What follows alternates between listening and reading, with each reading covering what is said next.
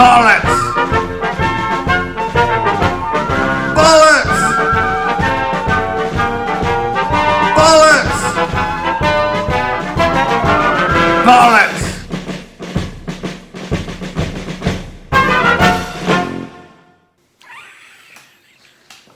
Hello all our chums out there. Hello. Yes, it's Robert and Toyah, your agony aunts, deeply without qualifications of any kind of any use to serving you a pile of useless answers to a tiny proportion of your increasingly many burning questions. Well, beautiful husband of 35 years, let's give it a go. One of the most moving things I experienced this week was a young couple, they were 24 years of age, both of them, getting in touch with us to say that they became a couple because they watched Agony Aunts and felt that it could work. That's just so lovely. It's an interesting one. You mean if it can work for us, it might work for them? Well, okay, there is that, but also that thing that they're young and perhaps aren't used to long relationships. I don't know. Well, I know that we're young, but just not quite as young as they are. I found it profoundly moving, and I don't know about you, Robert. I've never had children. Robert's never had children, but I find myself increasingly in situations where I experience that protective emotion, and I've never had the huge weight of responsibility of children upon me, but I still experience when someone trusts you, it's absolutely mind-blowing. I think there are an increasingly number of people who would like to adopt us. Well, let's do it. You're all adopted. Mad Max 66, what technology or equipment in broad terms doesn't exist yet that you have imagined that would take your creativity in another direction? Speech recognition software that can work with a Dorset accent. That's a good one. Also, I would love software that read our minds and worked as quickly as our minds. As I fall asleep on those rare occasions that I do fall asleep, my mind comes up with incredible images and incredible designs. And if there was an app that would just record that in real time, so I don't wake myself up worrying that I won't remember any of it in the morning, I think my life would be more creative. Oh, that's superb, lovey. Peter Bador, when did you quit smoking? How did you do it, and was it difficult? All right, I gave up smoking around March 1971. I became angered that whenever a cigarette manufacturer or government would like to take more money from me, they put on some more tax to rise the price, and I'd hand it over. And secondly, because I got very puffy running for buses along Westbourne Grove to take me up to Notting Hill Gate, which in those days was not particularly fashionable. So I asked myself, why are you smoking? And Pall Mall, untipped Pall Mall. Are you advertising them? Don't do that. Oh, they were stunning things. Oh, they got me through the American tour, the autumn of '69. They were a meal, one Pall Mall. Oh, breathtaking things, literally. So anyway, I thought, what is it? What is it about smoking? Well, one, there's the chemical addiction. Two, there was the social factor. You go into a space, the Alan Ladd School of Acting. You walk into a scene and yeah. And then there was the twitch factor, something to do with your hands. So I figured, well, I can't give up the twitch factor, I can't give up the social factor, but I can break my addiction to nicotine by smoking herbal cigarettes.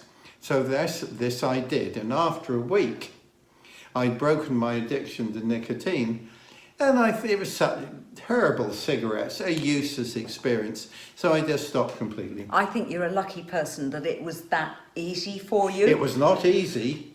Okay, I smoked Samaritz at the age of 14, and I kept them under the pillow in my bedroom, and by the time I got back from school, my mother had smoked them all. So that stopped me smoking because I couldn't afford to keep replacing them. And then in a play called The Live Bed Show in 1998, I had to smoke in a scene, and it made me feel so poorly, I just couldn't wait for the end of the tour to just never ever be asked to smoke a cigarette again. again. Occasionally on film, you have to do it in scenes, and I go green. So good luck to all of you who are trying to give up. I understand totally how difficult it is. It is an addiction.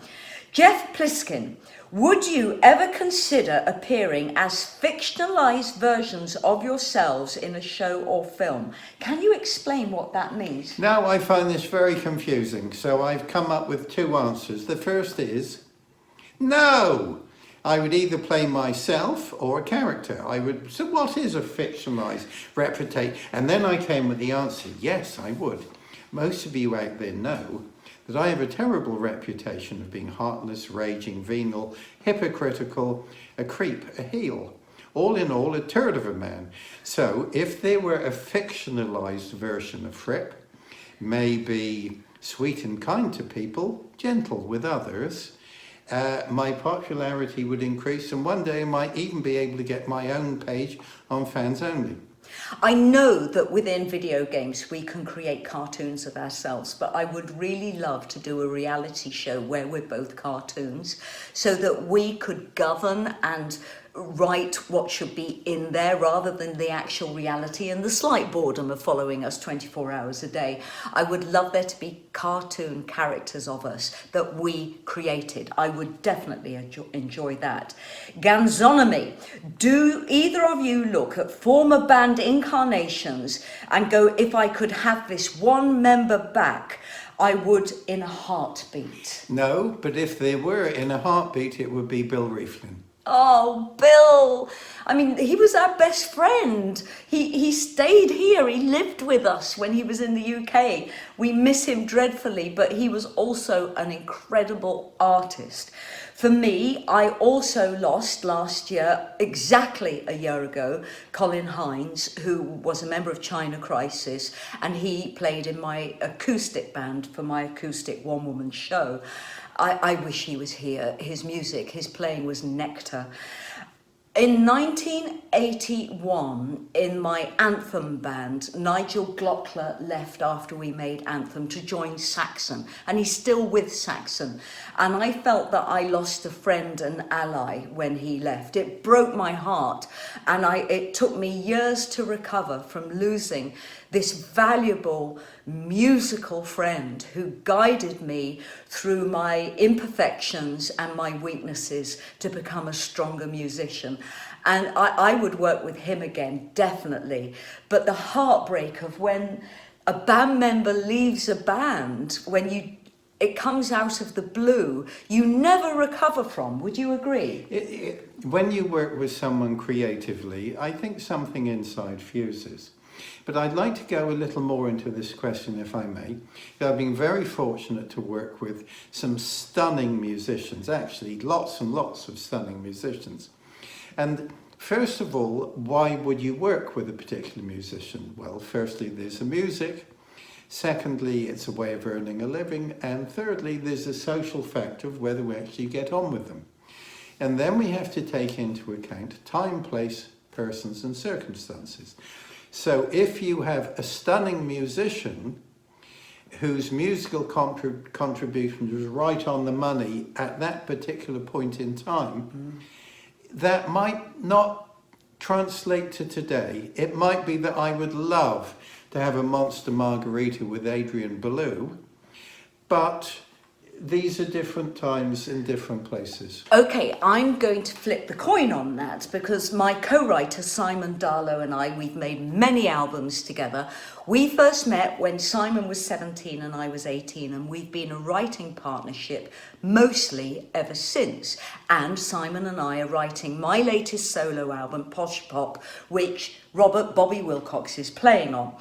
Simon and I didn't see each other between the ages of 18 and 23 or 24, I believe, when he came back to work on the Steve Lillywhite album, The Changeling, with me, and we've never been apart since. So there are times where you drift away, you come back, but you come back enriched. You come back, you've grown. I've never known meeting with someone again and there hasn't been growth there.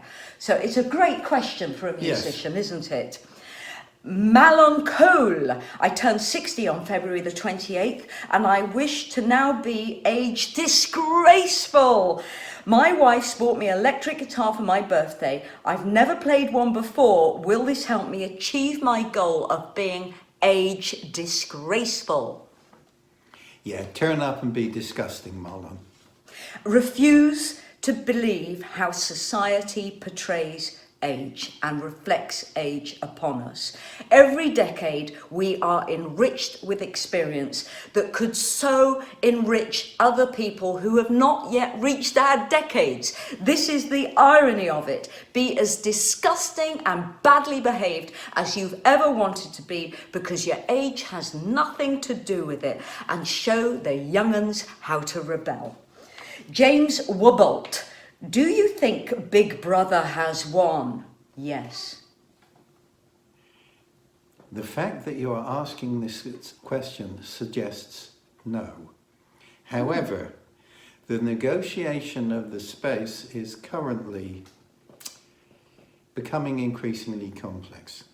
I find it such a huge insult that we're all being pre-programmed with ad selection, purchase selection. I'm starting to feel being off-grid is the only way to be true to ourselves. There's fabulous things about technology. We can communicate with you through technology, and I appreciate that. But there is a bot listening to everything we say, selecting advertising for the rest of the week. And I don't like being a predictable creature in that way. Tech is the new institutionalized religion from the Middle Ages in the present day. I think it can be really unhealthy, and there should be a way to opt out of being predicted and formed into a compartment. I use DuckDuckGo instead of Google. That's great. Jeremy Richards, have you both had any spiritual experience while performing on stage? Yes. Every single show is a heightened, enlightening experience. And that's not only because of the music, and it's not only the nature of taking deep breathing into the body to prepare me to sing, it's actually the energy coming off the audience, and their experience of the music profoundly changes me. Well, a spiritual condition is perhaps difficult to describe exactly, but yes, of course, there are altered states in performance. For example, King Crimson played Verona, I think, in June 2019, this Roman amphitheatre, to 8,000 people. And walking on stage for the second set, although from one point of view I was walking singly, as it were, I was not walking alone. There's another example. King Crimson were rehearsing in Leipzig, I think in June 2019 as well. And we were rehearsing in one of the worst acoustical auditoria I have ever been in. It was astonishingly bad. However, we were rehearsing and there were 7 musicians.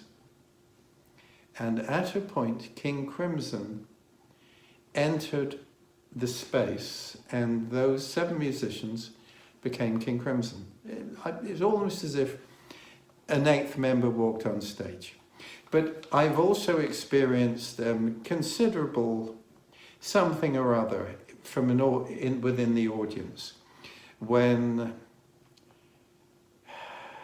with the League of Crafty Guitarists playing in 1986 in Claymont Barn, there was a presence entered the room and was so immense I couldn't look up. So I'm not sure whether these are what the questioner would call spiritual experiences, but something other is going on. I had that at the church in Tartu playing with the Humans. Yes. Something entered the room. Yes. And Bill Rieflin contacted you and said, yes, he told you about it. I was creating a vocal loop and something immense came into the space. It was in sound check, and Bill told you about it because even he experienced the room change. Yeah. What I will add to that is I perform in many old theatres across the UK, and you do see the ghosts. It's wonderful when you're in the middle of the song and the exit lights above the exits, which are usually curtained, you can just see, you see women, men of all periods in history just moving around the auditorium. Not every theatre, but in a lot of them, and the band have experienced that too. And sometimes I tell the audience what we've just seen, but it can spook people out. Jeff Lynn, what's your favourite tequila? Well, we're not snobs with tequila. Jeremy Stacey visited, and Jeremy brought us some blue agave. Yeah, that was nice. And Jeremy enjoyed having his monster margaritas Yes, with so us. did we. So look, we have this basic stuff. This is basic stuff, and that's even more basic than that. Ouch. But Hangover. the interesting thing here is our lime squeezers. We have 2 lime squeezers. One, the smaller green one, was given to me by Dave Grieg, who was a trumpet player rejected by his instrument, so he moved on to guitar. And the other one, the monster, the Texan version, was brought to us by Pat and Deb Mastelotto when they were visiting socially to have fun with us. I adore making cocktails for the King Crimson boys, all of them when they come here. And then the next day they're so hungover, they don't get out of bed. We're not huge drinkers, but we're celebratory drinkers. I'm going to jump to the last question. Tolga Gazaluz, I really hope. Tolga Guzelsu. Do you think that William Blake is the greatest English poet, or are there other poets? Okay. For pure fun and genius and originality, Martin Kisco. He was, until recently, known as the Green Poet because he writes about ecology. He probably still is the Green Poet. He works with Nick Park, the famous animator. This is beautiful. Pablo, really lovely, very short, quick phrases. Brian Patton. I've always loved Brian. I met him once and he introduced me to Laurie Lee and he was such a lovely romantic flirt. Gorgeous. Francis Horowitz, gorgeous writing. I can go on and on and on. Irina Ratchaniskia, fabulous. And, you know, these, I'm talking an odd decade or 2 away. Roger McGough for pure rebellion and humour. Ben Ockery for the beauty of Africa. And never forget the poems of Wilfred Owen and what a generation of men were put through, and women. What's the magic chord today? All right. We had a question, Lovey, from one of our chums out there who said, what is this chord that was at the end? Dirk Skworotov. Oh, please never ask me to read again. I want the name of that last chord. Well, here's the chord. So, C, G, D flat, so you have a flat and ninth. B flat on top. So you have, it could be a C major or could be a C minor 7th. Flat and ninth, but if you stick the E flat in the bass, it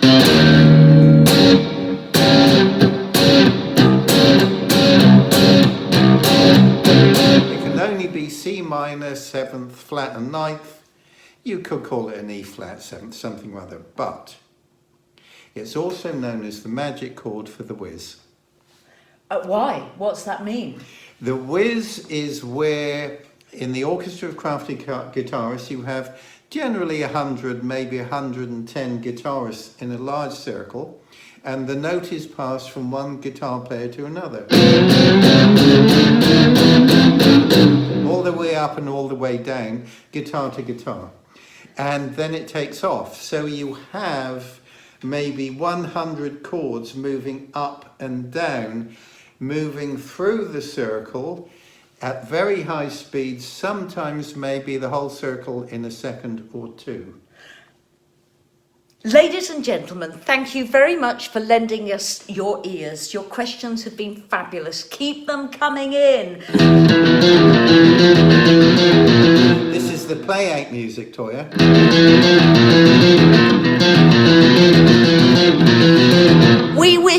love, luck and happiness. We're thinking of you. May the world get back to normal soon. Lots of love from Toyah. And from Robert. This is the play out music, Toyah.